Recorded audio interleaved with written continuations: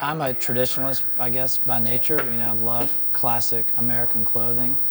And what we do is really try to use that as kind of a starting point or our base. And then we make it fresh by either by fabric or by construction or by fit or details. But, you know, at the end of the day, it's modern, but yet it still has somewhat of a timeless and very classic effect to it.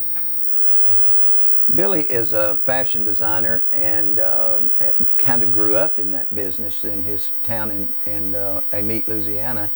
And he won the Perry Ellis Award for menswear design in 2001 and won it over some other pretty high-profile people. And of course, that's what got the ball really rolling for him. And of course, we all rejoice with him. We make a big deal every time Billy gets another award, which, you know, he got the big GQ magazine award just this past year. So he really is going well in the fashion industry, and we're all thrilled for him. When we first moved here, we looked for houses all over town, out at the lake and out in the country, and we wanted to be in town. And this street just had sort of a very welcoming feel to it. It in some ways feels like it's, you know, hasn't changed that much and over time. When we moved in, we found some pictures of the house before it was, or in the early days, like when it was built in 1890. And what was interesting is this thermometer and this mailbox were originals of the house. So when we moved in, we saw that in the picture and we kept them here, even though the post office wanted us to remove the mailbox and go to a bigger one that was more digital friendly, but we were able to keep it. So now they just put the mail on the ground right here if they can't fit it in the mailbox. The approach we took with putting the house together and decorating the house, a lot of found objects, a lot of family antiques and different things we've collected over time. We wanted to sort of take the feel of what we did here and the way we worked with this project using sort of the reclaimed lumber and architectural pieces. We wanted to bring that kind of worn-in feel into the shops as we build them out. So we kind of use the house project as somewhat of a template to use for our retail shops. Everything that we do as a company is in this building. Our warehouse is downstairs, our e-commerce is here, all our distribution's done out here, all our design work we do here. So this is really the hub of the company. I don't really even go by any sort of like theme, you know. Really, it starts with just thinking of things that we want to wear.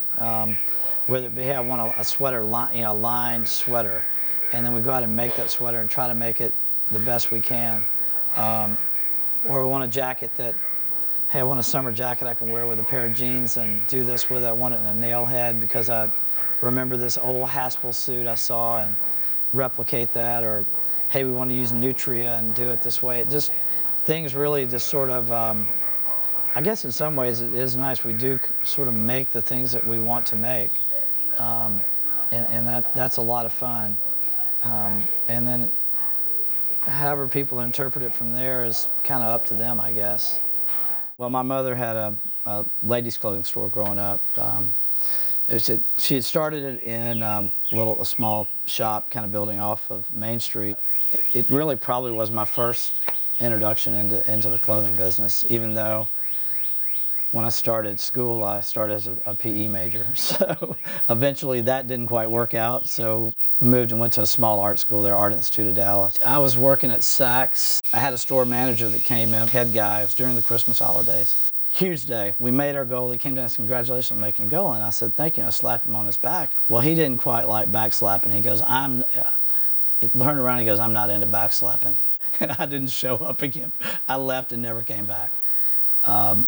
We're sitting there watching a Coors Light commercial, He goes, man, we could be in those commercials. A week later, we had packed up everything and we're on the road to California. We, of course, then started waiting tables immediately. And after about 3 days of that, I said, man, I got to get back in the clothing business. I was actually late for a meeting, at a sales meeting at Reebok. And this guy comes up to me. I knew he'd just been hired as vice president. And he came and tapped me on the shoulder and said, I want to see you after this meeting. I'm like, oh, this guy, toast, man. This is it. He goes, where'd you get those jeans you have on there? And I was like, where's this guy taking this? He goes, you're dressed differently than anybody else in this room. I think everybody else in the room was in sweatsuits. And he goes, you ever thought about getting into design? Man, that's all I want to do is get into design. My own collection actually launched in spring of 1998. Then I got a phone call, one in March of 2001, and it was from the CFDA office. And they said, we've been nominated for a CFDA award for Best New Designer. Well, I was blown away. Our next runway show after that was on September 10th of 2001, which was the day before the terrorist attack. So it was incredibly emotional. I mean, and all the things that, all the things financially that happened with that, and we basically, we were able to, we had to start all over. I mean, really, definitely, it was starting all over from square one. When we decided to open a retail shop here, we didn't know what would happen. But it's been tremendous. Really, the support we get locally is, really it just warms your heart. I mean, folks have really supported us since day one that we opened here. We wanted to do it a certain way and make it work that way. I wanted to live here, and I wanted to raise my family here, and we just figured out a way to sort of build our work around our life instead of our life around our work.